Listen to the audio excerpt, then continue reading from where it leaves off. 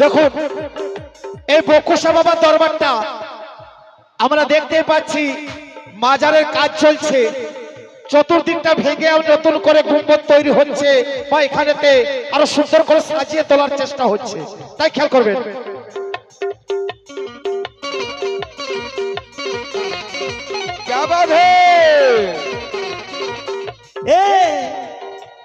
ভালো কইরা